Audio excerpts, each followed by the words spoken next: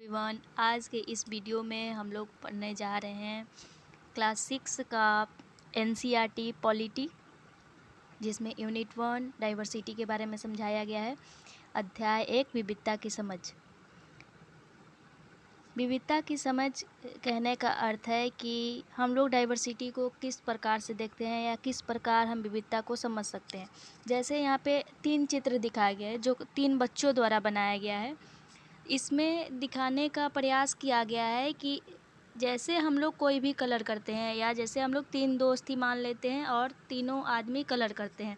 एक ही चीज़ को बनाना है लेकिन सब में क्या हो जाता है, अलग अलग। यानी अगर एक व्यक्ति का चित्र बनाया गया है तो वो दूसरा बनाएगा, या थोड़ा थोड़ा कुछ ना कुछ उसमें अलग हो ही जाता है। सबका चित्र एक समान नहीं बन सकता। यानी विविधता कहने का मतलब भिन्न भिन्न। जैसे हम किसी से दोस्ती करते हैं तो ये हो सकता है कि वो दोस्त अलग कास्ट से बिलोंग करता हो, या मेरा कास्ट अलग हो, या मेरा खाने पीने का तरीका अलग हो, या उसके खाने पीने का तरीका अलग हो, या रहन सहन या स्वभाव उसका, यानी बहुत सारा डिफ्रेंशिएट यानी अंतर आ जाता है हम दोनों में। यानी चाहे कोई भी दोस्त हो, चाहे उसके त्यौहार को लेके, जैसे अगर हम एक हिंदू और मुस्लिम का उदाहरण ले लेते हैं। जैसे अगर मेरा कोई मुस्लिम दोस्त है या दोस्त दूसरा भी हो सकता है, लेकिन अगर मेरा मुस्लिम दोस्त है और हम हिंदू से बिलोंग करते हैं तो उसमें हम लोग देख सकते हैं कि हाँ, त्यौहार में जैसे डिफ्रेंशिएट, जैसे हम लोग होली मनाएंगे, छठ पूजा मनाएंगे, उनका दूसरी तरफ ईद का त्यौहार। फिर अगर भाषा को लेकर बात किया जाए तो उर्दू वो लोग बोलते हैं। हाँ, ये ऐसा नहीं है कि जैसे हम लोग हिंदी बोलते हैं तो वो हिंदी नहीं बोलते हैं, लेकिन उनका उर्दू सीखना एक मेन हो जाता है कि नहीं, हमको उर्दू सीखना है। हिंदू लोग उतना सीखते नहीं हैं। खान पान को लेकर अगर बात किया जाए तो वो अलग खान पान अपना उपयोग कर सकते हैं और हम लोग का खान पान अलग हो सकता है।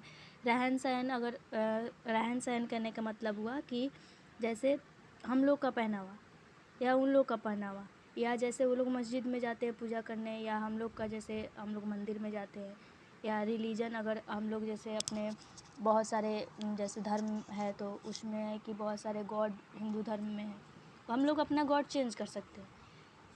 ऐसा भी है उसमें है कि अल्लाह वो अपना गॉड को फॉलो करते हैं। तो ये क्या है, भिन्नता है, यानी डाइवर्सिटी है, यानी एक दूसरे से भिन्नता यहाँ पे दिखाता है। तो इसी प्रकार यहाँ पे हम लोग समझेंगे कि भारत में, जैसे भारत को बोला जाता है विविधताओं का देश है, यानी जैसे हमारा देश इंडिया है, यानी इंडिया का अगर बात किया जाए तो इंडिया में बहुत सारे जैसे 8 धर्म मुख्यतः माना जाता है, हिंदू मुस्लिम सिख ईसाई जैन यहूदी बौद्ध पारसी।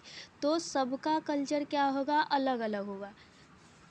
अगर इस डाइवर्सिटी को अगर समझना हो तो पीके फिल्म में दिखाया गया है कि कैसे जैसे वाइट कपड़ा अगर पहना हुआ तो दूसरे कल्चर में दूसरा फॉर्म अपनाता है, और किसी दूसरे फॉर्म में, जैसे अगर क्रिश्चियन का बात किया जाए तो उसमें वाइट तो वो लोग शादी के लिए यूज़ कर लेते हैं। अगर मुस्लिम में बात किया जाए तो सब कोई परफ्यूम लगा के जाता है जब आदमी का डेथ हो जाता है तो उसको दफन करने। तो सबका कल्चर में अलग अलग भिन्नता दिखाया जाता है। तो वो चीज़ जैसे इस चित्रकारी में दिखाया गया है कि जो रंग रूप है, खान पान है, वो क्या है, डिफर करता है, यानी अलग अलग है। जैसे यहाँ पे दिखाया गया है, जैसे जिस तरह हमारी चित्रकारी में भिन्नता है उसी तरह हमारे रंग रूप, खान पान आदि में भिन्नता दिखाई देती है। फिर आगे की तरफ अगर हम देखें तो एक यहाँ पे एग्जाम्पल द्वारा समझाया गया है, 2 बच्चों का है। यहाँ पे एक लड़का जनपद पे क्या करते रहता है, अखबार बेचते रहता है, और एक लड़का है यहाँ पे जो हमेशा की तरह जैसे साइकिल से होता है ना कि कोई आते जाते रहा, तो वो एक लड़का रहता है जो जनपद से जा रहा होता है। अब यहाँ पे इन लोग का दोस्ती कैसे होता है, यहाँ पे देखिए, दोस्ती करना यानी कहने का मतलब हुआ कि जैसे हम किसी से दोस्ती करते हैं, ठीक, तो आपस में ऐसा ज़रूरी नहीं है कि बहुत सारी भिन्नताएं नहीं होती है या सब कुछ समान ही हो, या मेरा नेचर मतलब ये है कि अगर हम पोलाइट है, आगे वाला ज़रूरी नहीं है कि वो भी पोलाइट हो, या जैसे अगर हम अच्छे से बात कर रहे हैं तो ज़रूरी नहीं है कि वो अच्छे से ही बात करे, गुस्सा भी हो सकता है। यानी सबका नेचर क्या क्या हो सकता है, अलग अलग हो सकता है। ये भी हो सकता है स्थिति को लेकर के कि हाँ वो धनी हो सकता है, हम गरीब हो सकते हैं, या हम गरीब हो सकते हैं वो धनी हो सकता है। यानी या बहुत सारा जैसे सुविधा का बात किया जाए, सुविधा का कहने का मतलब हुआ कि हमारा जैसे पहनावा, जैसे हम गरीब है तो हम गरीब वाला पहनेंगे, वो अमीर है तो वो अमीर वाला। अगर वो अमीर है तो वो पढ़ाई में भी आगे होगा, यानी पढ़ाई में गरीब और धनी में पढ़ाई की बात नहीं है, मतलब अगर उसको सुविधा नहीं मिल रहा है तो वो पढ़ाई से वंचित रह जाएगा, मेरा यहाँ पे ये कहने का मतलब है। जैसे यहाँ पे ये लड़का है, ये क्या हो जाता है कि जैसे जनपद के भीड़ भाड़ में वो क्या करता है, चौराहे पर अखबार बेचते जाता है, तब तक लाल बत्ती कहने का मतलब यानी ट्रैफिक पे रेड लाइट ऑन होता है, जिसके कारण ये लड़का क्या होता है, अपना साइकिल रोक देता है। तब वहाँ से ये जो लड़का है वो साइड से गुजरता है, वहाँ पे ये अखबार, तो फिर हिंदी अंग्रेजी ये चिल्ला चिल्ला कर सुनाते रहता है कि जैसे होता है ना कि हाँ अखबार बेच रहा है तो हाँ अखबार ले लो, अखबार ले लो। तो फिर ये लड़का रुक जाता है और बोलता है हिंदी का अखबार मांगता है, तो फिर उसका मुंह खुला का खुला रह जाता है, क्योंकि जब ये लड़का देखता है तो उसको ये भी, जैसे हम लोग क्या, वैसे अगर किसी अदर कंट्री से कोई अंग्रेज आते हैं जैसे, तो हम लोग क्या मतलब आशा करते हैं कि ये इंग्लिश ही बोलता होगा, लेकिन जब वो हिंदी बोलता है तो हमारा नज़रिया क्या रहता है कि अरे ये तो हिंदी भी बोल रहा है, ऐसा हम सोचने लगते हैं। तो सेम उसी प्रकार इस बच्चे का दूसरे लड़के के प्रति अवाक होना यानी स्तब्ध हो जाना, वो चीज़ इसका हो जाता है। फिर ये क्या करता है, ये पूछने लगता है क्या आपको हिंदी आता है,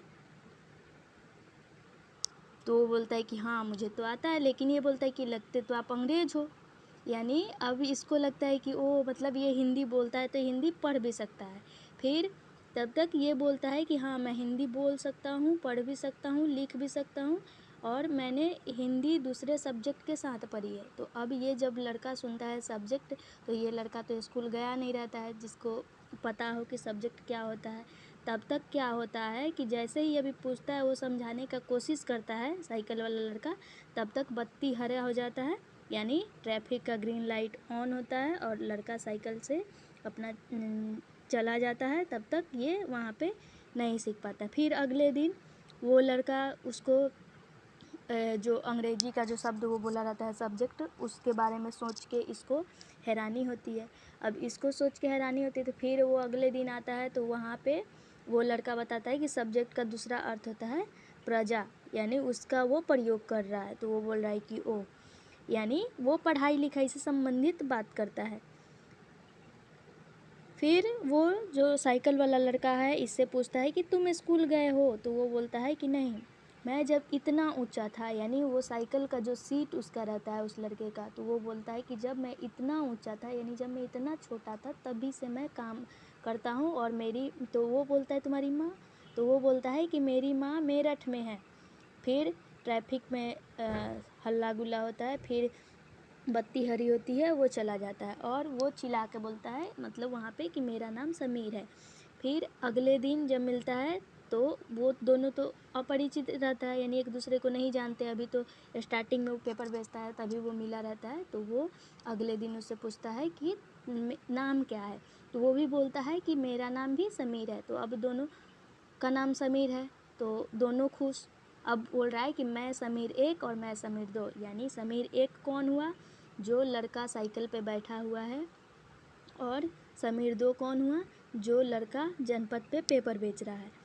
अब दोनों हाथ मिलाता है, फिर उन दोनों की दोस्ती हो जाती है। फिर ये क्या करता है, फिर ये जैसे चेहरे पे एक होता है ना कि हाँ जैसे अपरिचित है लेकिन हम दोस्ती कर लिए हैं, तो हाँ कुछ सीखने को जैसे मिलता है। यानी भिन्नता अगर हम लोग बात करें, यानी यहाँ पे भिन्नता में देखिए कैसे कैसे दिखा रहा है। जैसे इनका स्थिति के अकॉर्डिंग देखा जाए तो एक पढ़ा लिखा है, एक पढ़ा लिखा नहीं है, तो यहाँ पे एक ये गैर बराबरी के रूप में हम लोग देख सकते हैं। लेकिन अगर इनका कल्चर यहाँ पे आता है, जैसे अब वो लड़का जैसे ही पेपर देता है तो वहाँ पे सांप्रदायिक दंगे पड़ता है, लेकिन अभी शुरू ही किया था। तब तक जो जनपद वाला लड़का है वो बोलता है मैं मुस्लिम समीर हूँ, यानी जनपद वाला लड़का मुस्लिम रहता है और वो क्या रहता है, हिंदू रहता है। अब देखिए यहाँ पे समझाने का मतलब है कि अब समीर एक हिंदू है और समीर 2 मुस्लिम है। तो यहाँ पे दोनों का दोस्ती हुआ, दोनों का कल्चर अलग अलग है। फिर अगले दिन वो चौराहे पे नहीं रहता है जब, तो फिर उसको अखबार मिलेगा कहाँ। फिर समीर एक को अंग्रेज़ी ज़्यादा अच्छी आती है और समीर 2 हिंदी बोलता है। तो यहाँ पे डाइवर्सिटी दिखाया गया है कि जैसे समीर एक जो है वो अपने सब्जेक्ट के साथ स्कूल में हिंदी को पढ़ा रहता है, लेकिन वो इंग्लिश जनपद वाले बच्चे की अपेक्षा वो ज़्यादा समझता है। तो समीर एक अंग्रेज़ी अच्छा बोलता है, समीर एक हिंदू है, प्लस हिंदू है तो उसका त्यौहार अलग है, उसका मंदिर में जाना यानी उसका रिलीजन भी अलग है, यानी धर्म अलग है, दोनों की जो भाषाएं हैं अलग अलग। और समीर 2 है वहाँ पे, वो हिंदी बोलता है प्लस मुस्लिम है। दूसरी ओर अगर वो मुस्लिम है तो वो ईद मनाएगा, जाहिर सी बात है। ऐसा नहीं है कि हिंदू लोग ईद का त्यौहार में शामिल नहीं होते हैं या दोस्ती नहीं करते हैं, सब करते हैं। लेकिन यहाँ पे हम लोग विविधता के बारे में समझेंगे। यहाँ पे मेरा ये दिखाने का नहीं है कि एक दूसरे से लोग मतलब कैसे जेलस करते हैं, ये नहीं।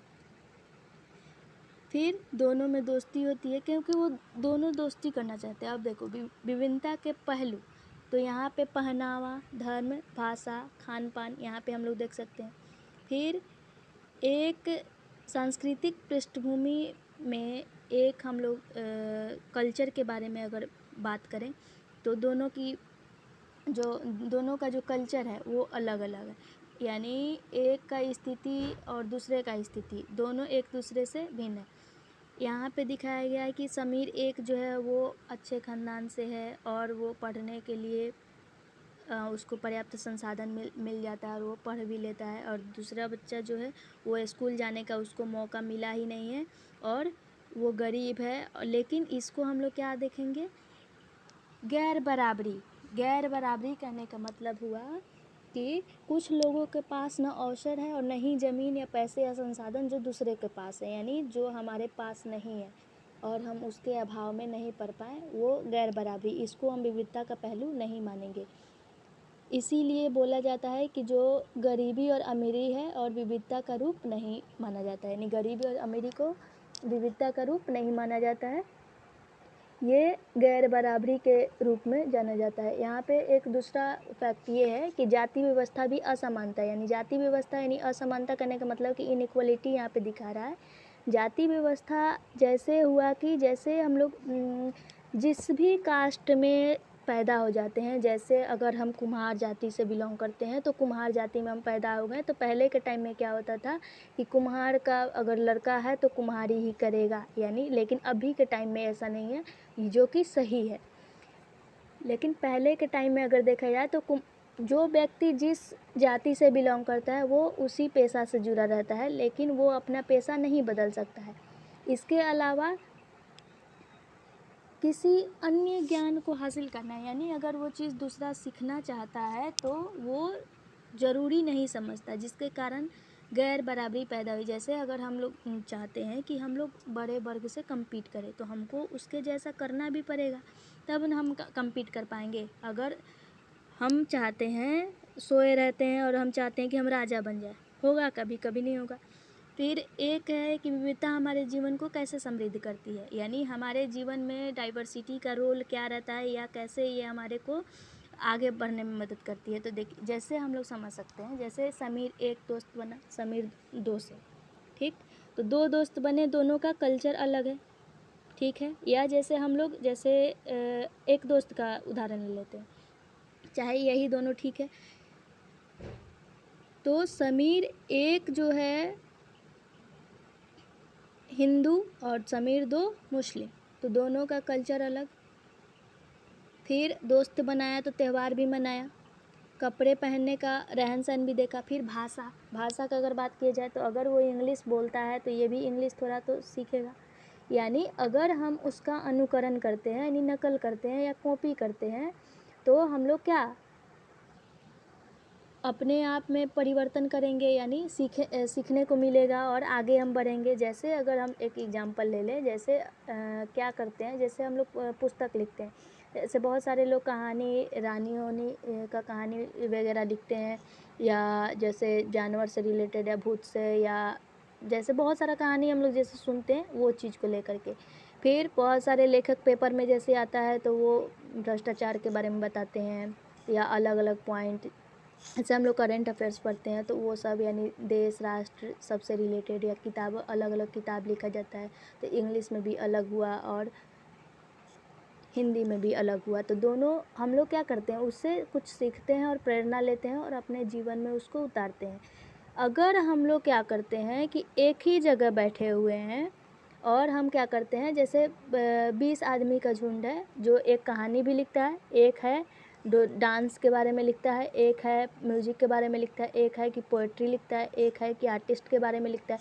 अगर ये इतने सारे व्यक्ति एक ही जगह बैठ जाएं, दूसरे एरिया में नहीं जाए तो दूसरे एरिया से अनुभव नहीं लेंगे। तो जब दूसरे एरिया से अनुभव नहीं लेंगे तो वो कैसे सीखेंगे।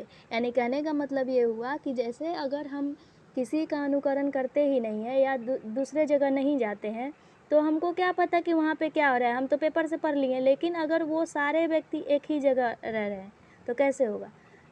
वो चीज़ यहाँ पे समझाने का ये कोशिश कर रहा है। दूसरा है कि भारत में विविधता यानी डाइवर्सिटी इन इंडिया, यानी भारत को विविधताओं का देश। जैसे कि मैंने पहले ही बोला था कि जैसे पीके फिल्म में वहाँ पे दिखाया गया कि कैसे डाइवर्सिटी है, वहाँ पे आप लोग देख सकते हैं। या दूसरे तरफ या हम लोग भी अपने देश में जैसे बहुत सारे भिन्न भिन्न भाषाओं को बोलने वाले लोगों को देखते हैं, या अलग अलग प्रकार का खाना। जैसे हैदराबाद का एक बिरयानी है वो अलग फेमस है, फिर एक कोलकाता का संदेश रसगुल्ला वो भी अलग है। यानी सबका, जैसे बिहार का लिट्टी चोखा हुआ, तो सब जगह का अपना अपना भोजन है, खान पान है, त्यौहार है। जैसे केरल में एक ओणम त्यौहार है जिसको नाव प्रतियोगिता के रूप में जाना जाता है। फिर हमारे यहाँ बिहार का छठ पूजा, होली, दिवाली, ये सब, दशहरा। और फिर धर्म का पालन तो बहुत सारे धर्म भी देखने को मिल जाते हैं, जैसे हिंदू, मुस्लिम, सिख, ईसाई। यहाँ पे तो नॉर्मली हम लोग देख लेते हैं, या बौद्धिस्ट को देख सकते हैं। यानी बहुत सारे धर्म, लेकिन हम लोग क्या विविधताओं का देश है। कहने का मतलब कि सारे जो कल्चर के लोग हैं या डिफरेंट रिलीजन के जो लोग हैं सब एक ही देश में निवास करते हैं, वो चीज़ दिखाने का यहाँ पे प्रयास कर रहा है। जैसे यहाँ पे कुछ एग्जाम्पल दिया है, भारत के लोग विविध तरीक़ों से नीचे काम करते हैं। तो देखिए यहाँ पे जैसे अभिवादन करना, तो झारखंड के आदिवासियों को एक दूसरे को जोहार कहना। फिर विभिन्न प्रकार के कपड़े, यानी मणिपुर में औरतों का फ्नैक पहनना। जैसे हम शादी टाइम में एक वो गोल सा वो पहनती हैं, पता नहीं वो किस चीज़ का बना रहता है, ये तो नहीं पता है। फिर चावल पकाना यानी मिट्टी या सब्जी डालकर बिरयानी पकाना। यानी सब जगह का तरीका क्या क्या अलग अलग है। जैसे कोलकाता का ही अगर बात किया जाए तो कोलकाता में लोग क्या चावल और मछली बहुत ज़्यादा पसंद करते हैं। यानी चावल मछली उनको तीनों टाइम दिया जाए तो फिर भी वो मना नहीं करेंगे कि हमको चावल मछली नहीं खाना है, वो चीज़। फिर हम विविधता को कैसे समझें। विविधता को समझने के लिए जैसे हम लोग क्या, जैसे पहले के टाइम में क्या होता था कि हम लोग जब एक दूसरे से दूसरे जगह यात्रा करते थे तो पैदल जाने, या घोड़ा गाड़ी, ऊँट पे बैठकर, या बैलगाड़ी पे बैठ के हम लोग जाते थे। लेकिन जैसे जैसे टाइम बीतते गया तो हमारे परिवहन के क्षेत्र में बहुत सारा विकास हुआ, जैसे रेल, हवाई जहाज। जैसे हम लोग ट्रेन में ही बैठते हैं, तो ट्रेन में जब बैठते हैं तो ज़रूरी नहीं है कि हमारे जैसा ही सामने वाला हो। जैसे बच्चा, बूढ़ा, जवान सब लोग उसमें रहते हैं। फिर ये भी कि वो अलग देश से आए रहते हैं, यानी अलग क्षेत्र से आए रहते हैं, और हम लोग अलग क्षेत्र से गए रहते हैं। तो वो चीज़ तो हम लोग को बात करने से हम लोग पता चलता है कि हाँ विविधता मतलब कितना है, या उनके पहनावा को देख के वो चीज़ हम लोग करते हैं। या जैसे कभी कभी हम लोग देखते हैं कि कहीं कहीं सूखा और अकाल पड़ जाता है तो घर बार छोड़ देते हैं और पेट भर खाना नहीं मिलता है तो दूसरे जगह, जैसे डम डेरा है, जैसे वो बोला जाता है ना कि प्रवास छोड़ के आते हैं, टेंट में बस आके वो लोग रहते हैं। उनको ऐसा नहीं है कि उनके पास घर नहीं रहता, लेकिन उनका एक वो प्रवास करने का तरीका है। लेकिन कभी कभी ये भी होता है कि जहाँ पे जिसको बाढ़ आ गया, जैसे नदी के किनारे बहुत सारे नदी एरिया क्षेत्र में जो लोग निवास करते हैं, अचानक नदी में उफान आया, बाढ़ आ गया, तो वो लोग कहाँ जाएंगे। तो वो अपना घर बार छोड़ के तो दूसरे जगह तो बसाएंगे ही, तो वो चीज़। फिर कहीं कहीं होता है कि युद्ध भी हुआ, यानी पहले के टाइम में युद्ध भी होता था तो वहाँ पे रहना बसना, वो चीज़। फिर तो भाषा में परिवर्तन भी होगा, भोजन, फिर संगीत, धर्म, यानी सबका, यानी कहने का मतलब कि नए और पुराने का मिश्रण। यानी अगर हम पहले से रह रहे हैं वहाँ पे और 20 आदमी दूसरे इलाके से वहाँ पे आ जाते हैं, तो 20 इलाके के आदमी आते हैं तो वो अपना कल्चर फॉलो करेंगे, हम अपना कल्चर फॉलो करेंगे, तो दोनों में अंतर आएगा। तो वो चीज़ यहाँ पे बताने का कोशिश कर रहा है। तो दोनों एक दूसरे से मिला तो दोनों की संस्कृति आदान प्रदान भी होता है, यानी जो उनको अच्छा लगेगा हम भी अपनाएंगे और जो हमको अच्छा लगेगा वो भी अगर उनको जो अच्छा लगता है वो हमसे ले लेंगे, हमको जो अच्छा लगता है हम ले लेंगे, यानी आगे सीखने को मौका मिलेगा। और इस प्रकार हम डाइवर्सिटी को समझ सकते हैं।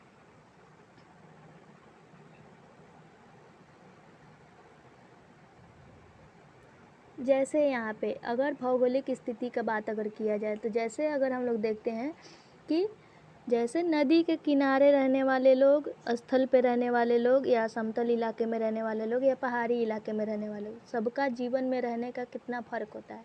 यानी पहाड़ी इलाकों में बहुत ज़्यादा अगर ठंड भी पड़ता है तो अगर समतल वाला इलाका वाले लोग जाते हैं तो वहाँ पे थोड़ा इफेक्टेड होंगे, लेकिन वहाँ पे रहने का आदत, यानी कुछ दिन रह के अपने शरीर को उसके अनुकूलन यानी उसके रूप में ढाल लेना, वो चीज़ हम लोग क्या करते हैं, उसको अपना लेते हैं।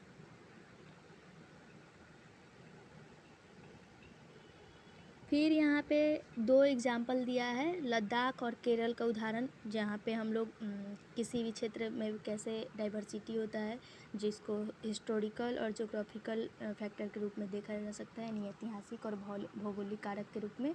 तो हम लोग यहाँ पे 2 एग्जाम्पल देखने का प्रयास करेंगे। जैसे एक लद्दाख एरिया है, लद्दाख जम्मू कश्मीर के पूर्वी हिस्से यानी पहाड़ी क्षेत्र में बसा हुआ है। जैसे यहाँ पे हम लोग देख सकते हैं, जैसे ये वाला जो पोर्शन जो है, तो यहाँ पे ये जो वाला पोर्शन है ये लद्दाख हो जाता है, ये क्या हो जाता है, लद्दाख हो जाता है। ऊपर वाला पोर्शन फिर यहाँ पे इसी को मतलब पूर्वी इलाके यानी जम्मू कश्मीर क्षेत्र में ये पाया जाता है, वो चीज़।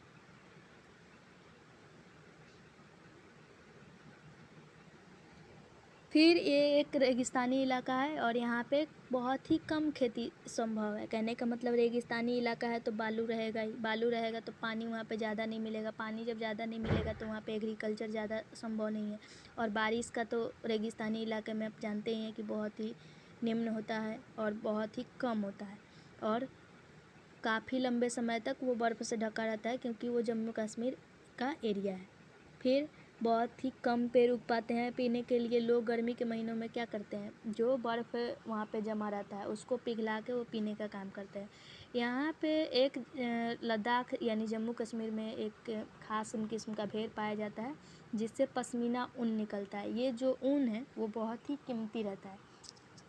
यहाँ 2 एग्जाम्पल हम देखेंगे। यहाँ पे फिर से हम बोल रहे हैं, एक लद्दाख का है, एक केरल का है। यहाँ पे लद्दाख हम लोग देख रहे हैं, फिर हम केरल देखेंगे जहाँ पे ये जम्मू कश्मीर साइड में भेड़ जो पाला जाता है, यहाँ पे जो पश्मीना ऊन निकलता है बहुत ही कीमती होता है और पश्मीना शाल बहुत ही महंगी होती है। और लोग क्या करते हैं, वहाँ के जो लद्दाख के लोग हैं बहुत ही सावधानी से ऊन को इकट्ठा करके निकालते हैं भेड़ से और उसके थ्रू कश्मीर के व्यापारियों को बेचते हैं और वहाँ पे बुनी जाती है। और यहाँ के लोग क्या करते हैं, दूध से जो बने पदार्थ है जैसे मक्खन, चीज़ यानी पनीर यानी खास तरह का छेना और मांस खाते हैं। और इनके परिवार में यानी जहाँ जम्मू कश्मीर के लोगों के पास अधिकांश परिवार में देखा जाता है कि वो पालतू जानवर के रूप में गाय, बकरी और याक पालते हैं। और रेगिस्तान का मतलब ये नहीं है कि यहाँ पे व्यापार के लिए व्यापारी आकर्षित नहीं होंगे, ऐसा नहीं है।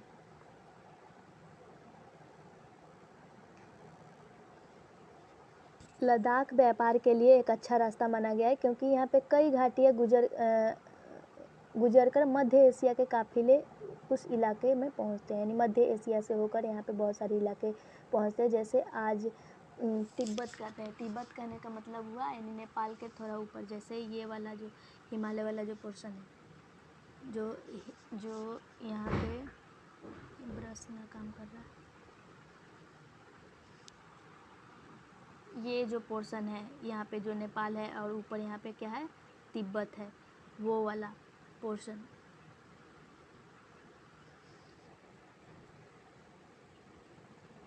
इस काफिले में लोग क्या करते हैं, मसाले, कच्चा रेशम, दरिया आदि लेकर चलते हैं और लद्दाख के रास्ते ही बौद्ध धर्म जो है तिब्बत पहुंचा। यानी जम्मू कश्मीर लद्दाख होते हुए बौद्ध धर्म यानी तिब्बत में लोग बौद्ध धर्म के रहते हैं। जैसे दलाई लामा को दलाई लामा इंडिया में एक प्रवासी के रूप में रहते हैं जो बौद्ध धर्म से संबंधित रखते हैं, जो तिब्बत से बिलोंग करते हैं। लद्दाख को छोटा तिब्बत बोला जाता है और करीब 400 साल पहले यहाँ पे लोगों को इस्लाम धर्म से परिचय हुआ और अच्छी खासी जनसंख्या में यानी संख्या में मुसलमान रहने लगे और यहाँ पे गानों और कविताओं का बहुत ही समृद्ध मौखिक संग्रह है। और यहाँ पे एक है इनका ग्रंथ है, तिब्बत का ग्रंथ है केसर सागा, लद्दाख में काफ़ी प्रचलित है, जो स्थानीय रूप से मुसलमान और बौद्ध दोनों ही लोग गाते हैं और उन पर नाटक खेलते हैं। यानी केसर सागा ऐसा नहीं है कि केवल बौद्ध धर्म के लोग ही बोलेंगे या केवल मुसलमान ही बोलेंगे, दोनों ही बोलते हैं और उस पर नाटक खेलते हैं। अब एक दूसरा उदाहरण है, हम यहाँ पे देख सकते हैं केरल का उदाहरण। केरल कहाँ पे है, तो ये हमारे भारत के यहाँ पे ये वाला जो पोर्शन है नीचे ये वाला पोर्शन यहाँ पे है, ये केरल साइड मालाबार तट के पास यहाँ पे हमको दिखाई देता है। फिर भारत के दक्षिणी पश्चिमी कोने में बसा हुआ राज्य है केरल, जो हम लोग यहाँ पे अभी मैप में देख लिए, जो समुद्र से चारों तरफ से घिरा हुआ है। फिर यहाँ पे क्या होता है, भिन्न प्रकार के मसाले यानी काली मिर्च, लौंग, इलायची उगाए जाते हैं और इनके कारण ये क्षेत्र व्यापारियों के लिए बहुत ही आकर्षक बना है। और यहाँ पे सबसे पहले अगर व्यापारी का बात किया जाए कि कौन से धर्म के व्यापारी यहाँ पे आए, तो अरबी और यहूदी। ऐसा माना जाता है कि ईसा मसीह के धर्मदूत कौन थे, तो संत थॉमस लगभग 2000 साल पहले केरल आए हुए थे और भारत में ईसाई धर्म लाने का श्रेय इन्हीं को जाता है। किनको, तो संत थॉमस को जाता है। अरब से कई व्यापारी यहाँ आकर बस गए। इब्न बतूता करीब 700 साल पहले यहाँ पे आया और मुसलमानों के जीवन का विवरण देते हुए लिखा कि मुसलमान समुदाय की यहाँ बड़ी इज्जत थी। यानी ऐसा नहीं है कि मतलब यहाँ पे केरल है तो यानी इंडिया है, तो इंडिया है तो ज़रूरी नहीं कि केवल मुसलमान ही रहेंगे। यहाँ पे पहले से ही अरबी और यहूदी व्यापारी केरल है, तो दो रिलीजन तो यहाँ पे अलग ही पता चल गया। फिर इब्न बतूता आया तो मुसलमान समुदाय का यहाँ पे बड़ी इज्जत है, तो यहाँ पे पहले मुसलमान भी रहते थे। फिर यहाँ पे संत थॉमस, ईसा मसीह की अगर बात की जाए तो ईसा मसीह कहने का मतलब यानी ईसाई धर्म, यानी 4 कल्चर हम लोग देख सकते हैं। फिर वास्को डी गामा पानी के जहाज़ से यहाँ पुर्तगालियों के यूरोप तक भारत तक समुद्री रास्ता जाना। पुर्तगालियों ने यूरोप से भारत तक का समुद्री रास्ता खोजा। 1498 में वास्को डी गामा आया था कालीकट बंदरगाह पे, वहाँ पे वो चीज़ हम लोग देख सकते हैं। जैसे एक यहाँ पे दिखाया गया है केरल में मनाया जाने वाला त्यौहार ओणम, यानी उसका ग्रंथ क्या था, लद्दाख वाला, तो केसर सागा। इसमें एक त्यौहार है क्या, तो ओणम, जिसको बहुत ही आकर्षण यानी अभी भी होता है, जिसको नाव प्रतियोगिता के रूप में हम लोग देख सकते हैं। केरल के लोग क्या करते हैं, बिन धर्मों का पालन करते हैं। जैसे यहाँ पे हम लोग पढ़ें, व्यापारी कौन कौन आया, तो अरबी है, यहूदी है, तो इस धर्म का पालन में यहूदी भी आ गया, इस्लाम भी आ गया। फिर इब्न बतूता आया तो मुस्लिम के बारे में, तो इस्लाम धर्म भी आ गया। हिंदू और बौद्ध यानी तिब्बत वाला वो एरिया, तो वो चीज़। चीन के व्यापारी भी केरल है और चीन के व्यापारी यानी मध्य एशिया से होकर अगर व्यापार होता था, यानी मध्य एशिया से काली मिर्च, लौंग, इलायची जब का व्यापार होता था, तो यहाँ पे चीन भी व्यापारी लेकर। फिर मछली पकड़ने को लेकर जो जाल का इस्तेमाल किया जाता था, तो चीनी जालों से हूबहू मिलते थे। वहाँ पे वो क्या किया, चीन में जब गया तो उसको नाम रख दिया चीनावाला। क्या नाम रख दिया, चीनावाला। और तलने के लिए जो बर्तन हम लोग इस्तेमाल करते थे, तो चीन में इस बात को अपने तरफ वो करने के लिए कि हमारे यहाँ से उत्पत्ति हुई, तो वहाँ पे नाम क्या रख दिया, चीना चट्टी। क्या नाम रख दिया, चीना चट्टी। केरल की उपजाऊ ज़मीन और जलवायु चावल की खेती के लिए बहुत ही उपयोगी। अब समुद्र किनारे बसा हुआ है, वहाँ की जो भूमि होगी उपजाऊ होगी, जाहिर सी बात है, तो वहाँ पे चावल का खेती क्या होता है, बहुत ही होता है। और अधिकतर लोग क्या खाना पसंद करते हैं, तो मछली, सब्जी, चावल। ठीक है, अब मछली, सब्जी, चावल, यहाँ पे हम लोग दोनों स्थितियों के अब देख लिए, जैसे केरल का भी देख लिए और लद्दाख से भी देख लिए।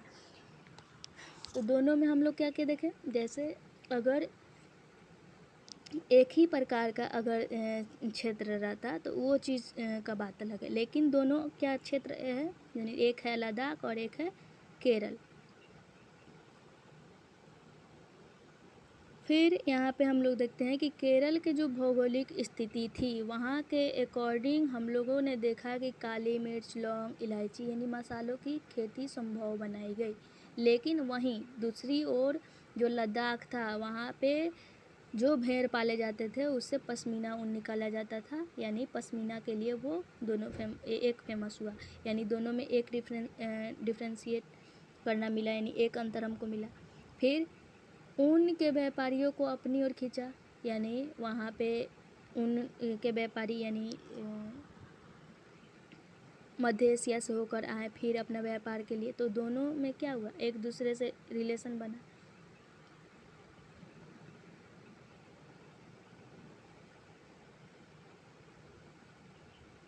यानी हम लोग इन दोनों से समझ सकते हैं कि कैसे हमारे वर्तमान जीवन में इन दोनों का आधार है, या जैसे हम लोग एक क्षेत्र से दूसरे क्षेत्र में जाते हैं तो कैसे उनका सांस्कृतिक या रीति रिवाज अलग अलग रहता है, या जीने का तरीका अलग अलग रहता है, या उनको खाना अलग पसंद रहता है, हमारा खाना अलग पसंद रहता है, लेकिन फिर भी हम लोग अपने रोज़मर्रा के जीवन में क्या करते हैं, मिलजुल कर काम करते हैं और एक दूसरे के रीति रिवाज में घुल मिल जाते हैं। विविधता में एकता, यानी यूनिटी इन डाइवर्सिटी। विविधता में एकता कहने का मतलब है कि भारत तो विविधता का देश है, अगर एक दूसरे में एकता नहीं रहता तो हर दिन लड़ाई झगड़ा होते रहता, यानी एक दूसरे जैसे समीर 1 और समीर 2 का उदाहरण, वहाँ पे अगर हिंदू मुस्लिम अगर दोनों में एकता नहीं रहता तो वो क्या करता, दोनों लड़ाई कर बैठता, दोनों दोस्ती नहीं करता।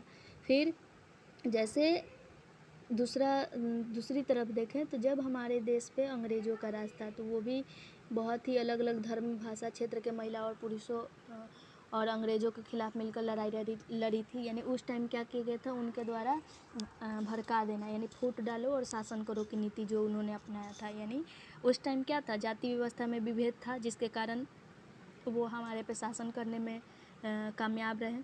तो वो चीज़ अभी के टाइम में क्या है कि एकता बना हुआ है। अभी के टाइम में भी थोड़ा थोड़ा होता है कि हाँ हिंदू मुस्लिम में थोड़ा द्वंद्व, यानी जैसे रामनवमी का त्यौहार आ जाएगा तो वहाँ पे अलग, फिर उनका अगर कोई त्यौहार आता है तो उसमें वो चीज़ जुलूस वगैरह को लेकर, ताजिया को लेकर के वो चीज़।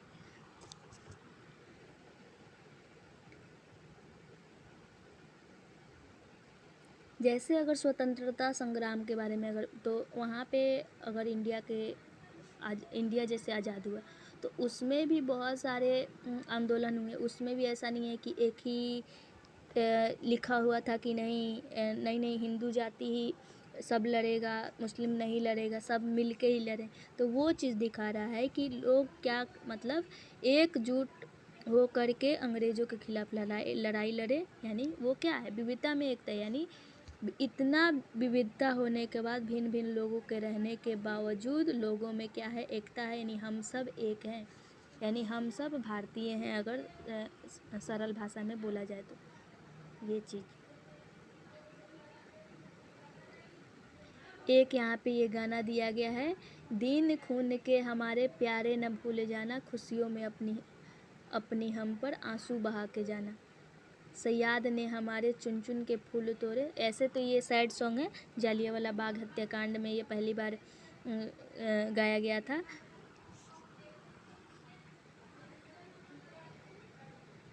जिसमें ब्रिटिश जनरल डायर द्वारा क्या किया गया था, निहत्थे लोगों पे, जहाँ पे जनसभा हो रही थी वहाँ पे खुलेआम गोली चलवा दिया गया, जिसमें बहुत सारे लोग महिला पुरुष मारे गए।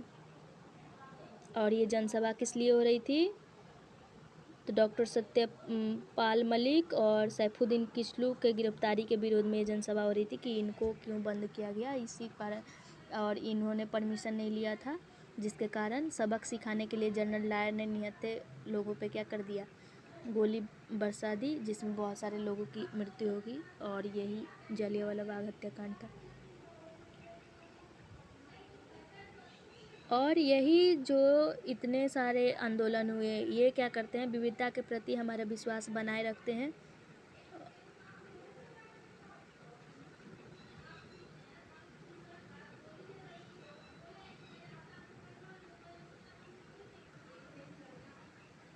जैसे उसी समय हमारे देश में क्या किया गया था कि भारत के लिए एक झंडे की परिकल्पना की गई थी, जिसको हम लोगों ने अंग्रेज़ों के विरुद्ध क्या किया, इस्तेमाल किया और उनको अपने देश से दूर भगाया। फिर जवाहरलाल नेहरू द्वारा भारत की खोज यानी डिस्कवरी ऑफ इंडिया एक पुस्तक लिखा गया, जिसमें बहुत ही गहरी आस्था है, यानी अलग अलग विश्वास और प्रथाओं को स्वीकार करने की भावना इसमें प्रदर्शित करता है, यानी दिखाता है। और इसी ने डाइवर्सिटी को पहचाना और इनकरेज किया, प्रोत्साहित किया कि हाँ, विविधता में एकता है। और पंडित जवाहरलाल नेहरू ने भारत की विविधता का वर्णन करते हुए अनेकता में एकता का विचार दिया। और रविन्द्रनाथ टैगोर द्वारा ही रचित हमारा राष्ट्रीय गान भी भारतीय एकता की ही एक अभिव्यक्ति है।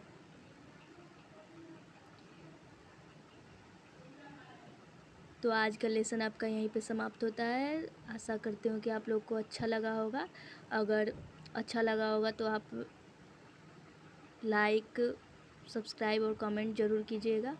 और इसमें जो भी कमी आया हो वो भी आप कमेंट कीजिएगा। हालांकि ये मेरा आज का पहला वीडियो था, मैंने इसके पहले कभी वीडियो नहीं बनाया, लेकिन मेरा ये पहला प्रयास था। अगर आप लोगों को अच्छा लगे या मेरे में जो भी कमी आया हो तो आप ज़रूर कमेंट के माध्यम से मुझे बताएं। Thank you so much. धन्यवाद।